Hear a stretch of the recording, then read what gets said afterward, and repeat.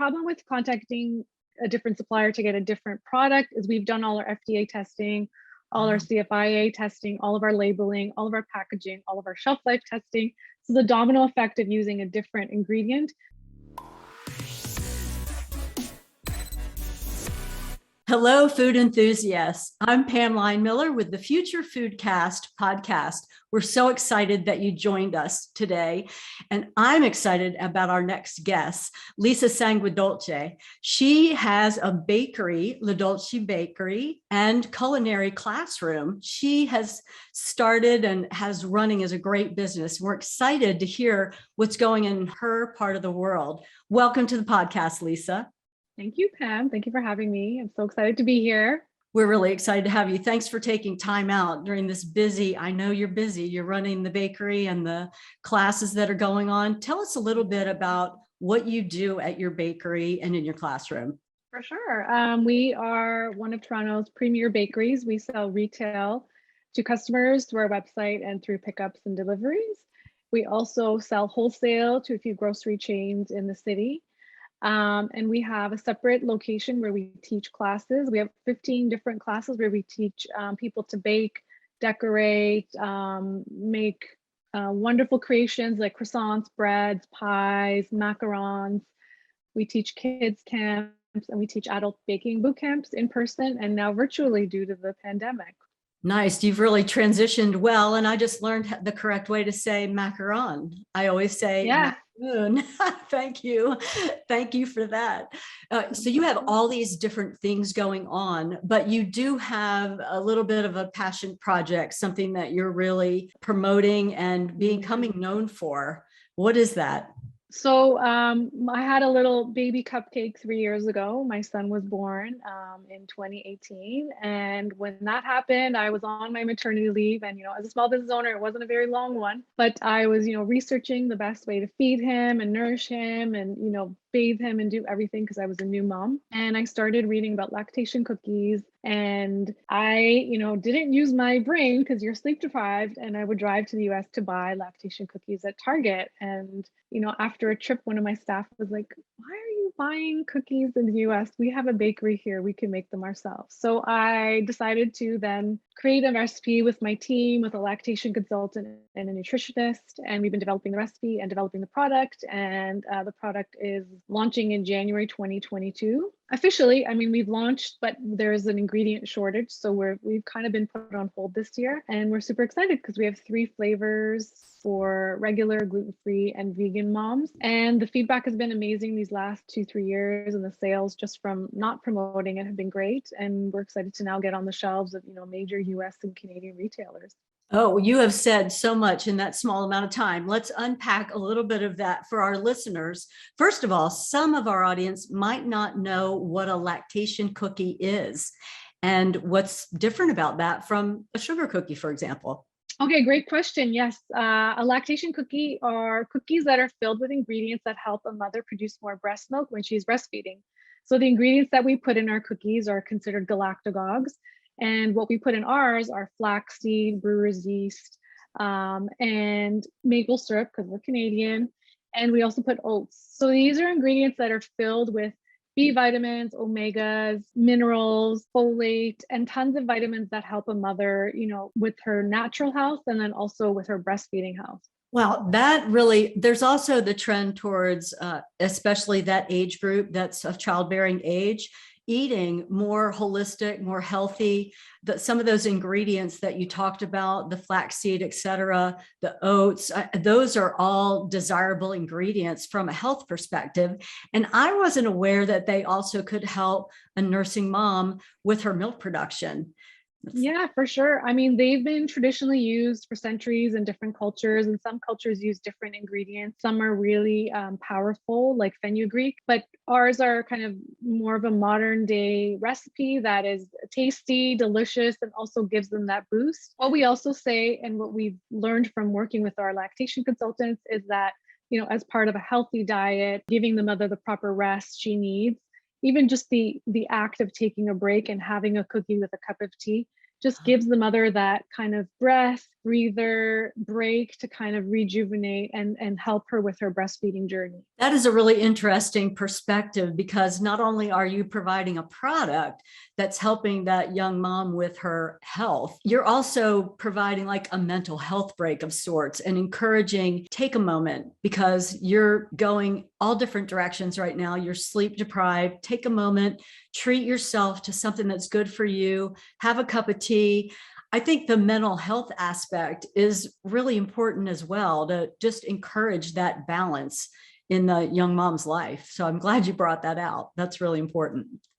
Yeah, we found it very prominent when we spoke to a lot of breast lactation consultants, that they said, moms need that moment of quiet to themselves. We add a little bit of chocolate to our cookies, which also makes you feel good, and they're tasty. And yeah, we find that, in the olden days, they said moms should drink beer, which was like taking a break, going to the pub, British saying, go to the pub, have a beer, and then come back and feed your baby. It's hard when you're a new mom, but to take a break and also, take care of yourself a little too. Well, I have to say, when I was a nursing mom many years ago, I don't think lactation cookies were a thing. I'm very excited that they are. As a matter of fact, I asked my daughter about it and she said, oh, yes, I know about lactation cookies. And so that's really exciting that the newer generations coming along and having children are aware of the nutrition that they should be giving themselves. And, they are feeding an extra human, and it does take more. It takes more sleep, more rest, everything. Let me circle back around to something else you said, which was you've already launched really, but you're not officially launching really till January of 2022 because you're having some supply chain issues or an ingredient. You're having trouble with that. Can you, since we are a food podcast and we have people that are in all areas of the food industry, can you share what your challenges have been with supply chain situations? Yes, well, we were ready to launch in spring of this year. And then we had a packaging delay. Our boxes were, stuck on a shipping container, I'm sure, in the ocean somewhere, paper in the mills, and there was several delays, which we finally got our boxes printed and ready to go. And then once we were ready to turn our machines on to do our first run for a retailer in Washington, DC for August, we then found another roadblock when one of our ingredients has been delayed and will only likely be on the shelves again for us and delivered in January of 2022. So it's been quite disheartening because we can produce micro batches at our bakery, but with our co-packer, we just don't have the ingredients to kind of create something that is, scalable to, larger US retailers that are asking for the product right now. I don't think you're the only small business that's having challenges in that area. We've talked to others who are having similar issues with the normal ingredients that they would use. Those that were in existence before the pandemic, have had to change what they're doing and how they're sourcing. And it really is an issue for you.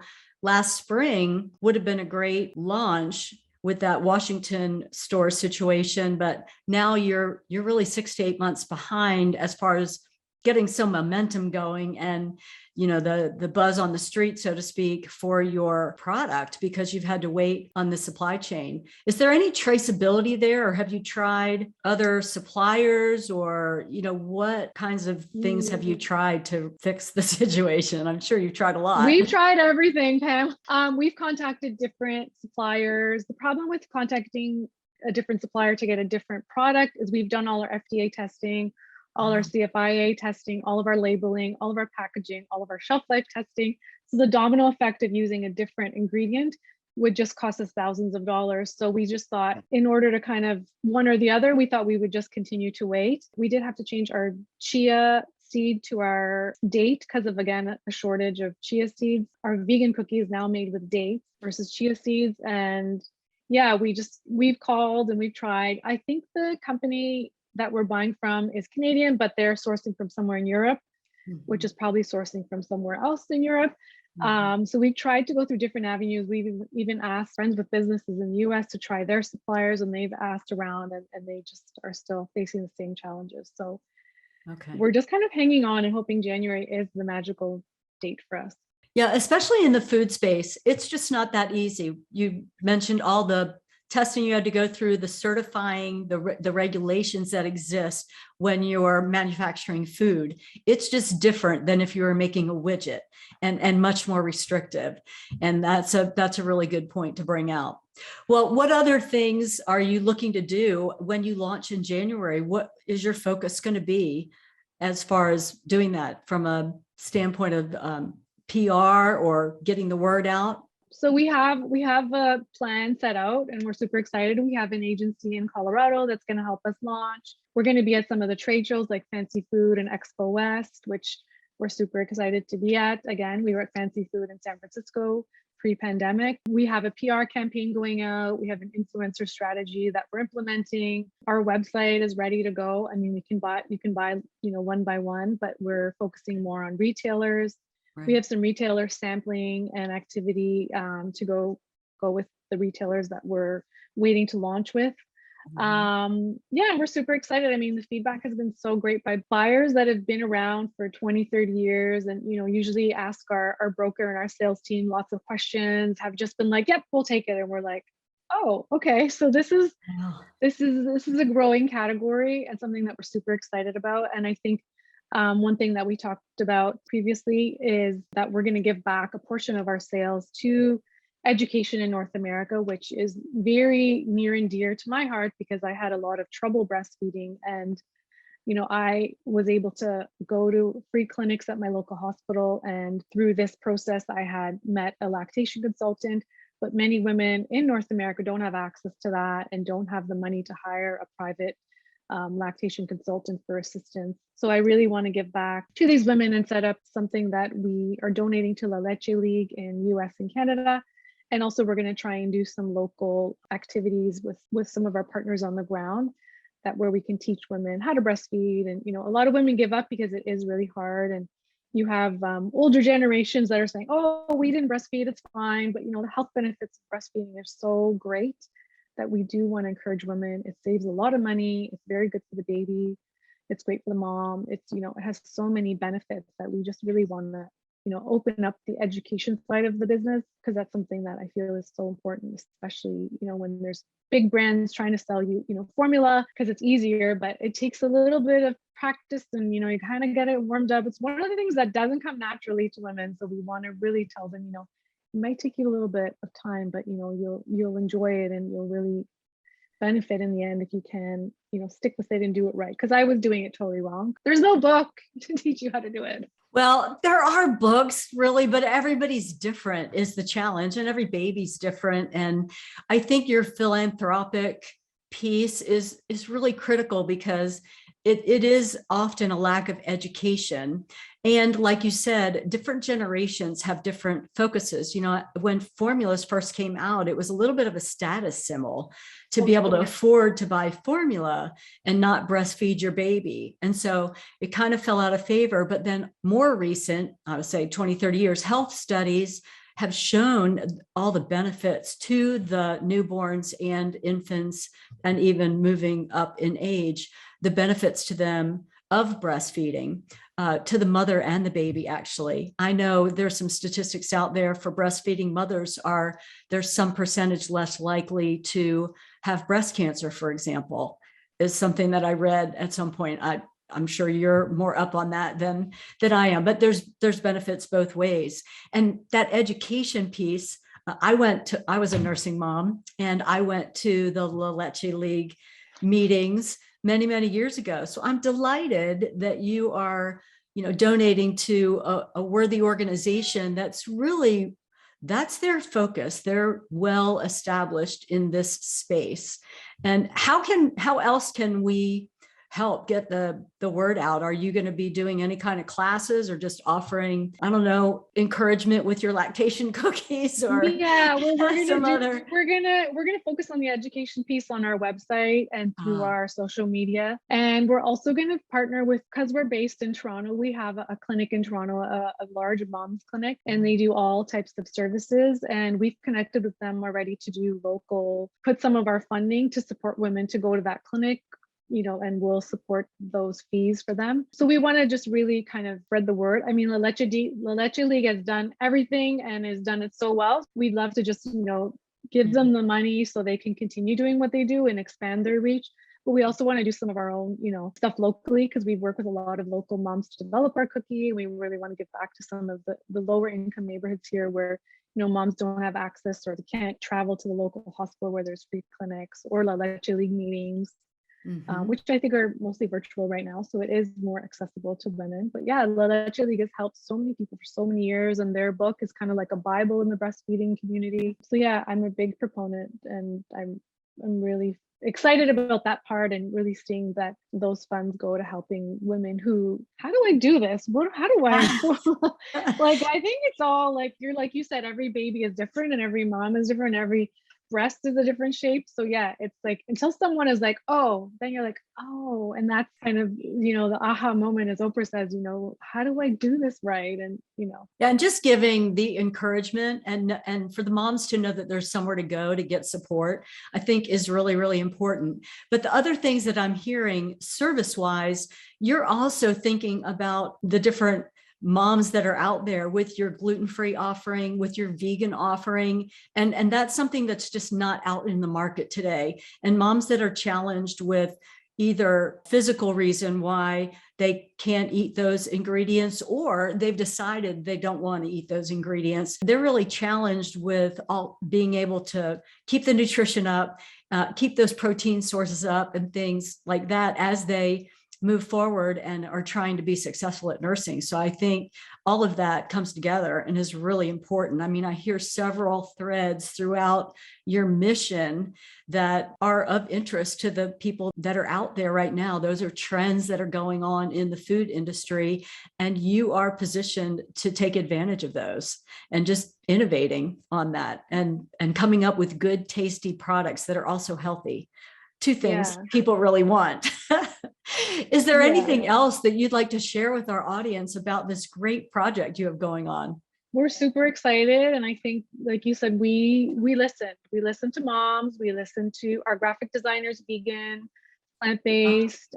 We did focus groups at our local cafe, and moms were like, I can't participate, I'm gluten-free. I can't participate, I'm plant-based. So we just thought we wanted to be different. We wanted to be certified gluten-free, certified vegan. So we found facilities that can accommodate that. We also, our design is quite fun and fashion forward, and our branding is much more modern than I feel like when I became a first-time mom. I was like, everything's just kind of pink and blue and mumsy and like old school pink and blue. So our packaging is fun, and we kind of want it to be like, you can pull out this bag of cookies, if you're doing yoga, if you're taking your kid out for a walk, and it's design forward and fun, and colors are vibrant. They have patterns, like animal patterns on them. And coincidentally, or we don't know how, our packaging kind of color scheme and patterns were then featured on the Paris runway by Balenciaga 2 years after we started developing it. So we're not sure if they found us, or I don't know, but that was quite fun for us to see. So, we have a bold pink kind of spotted package,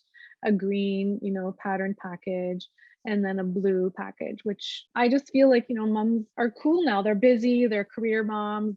They want to be like, it's like you pull out a lipstick. You want to pull a lipstick with a cool, cap and look and feel. So that's what we also want to focus on, the design of our packaging to be fun and recyclable, but, still looking good. So if you are pulling out cookies, they're not just pink and blue with little baby rattles on them. Well, Lisa, I think La Dolci Bakery is going to be the only bakery that can say they were on the Paris fashion runway. And I think you've probably got that spot. You could claim that and not have anybody in contention with you on that. And I, as a mom who's not nursing, I can't wait to try a lactation cookie, because I think they sound like they're healthy for anyone. I know you're focused on those new moms, but those of us who aren't new moms would also really enjoy some good nutrition, fashion forward packaging. I mean, it all sounds great to me. I'm ready to order as soon as you guys are up in production. I'm excited about that. Well, I really appreciate you being on the Future Foodcast podcast today and sharing with our audience just the innovation that you've got going and how you're trying to serve your community and give back philanthropically, as well as provide good nutrition for those new moms that are out there. Thanks for being with us. Thank you for having me. Thanks for listening to Future Foodcast. Future Foodcast is powered by Farm to Plate, the leading food blockchain platform. Subscribe on YouTube or wherever you listen to podcasts to stay up to date with the very latest innovations in the food industry.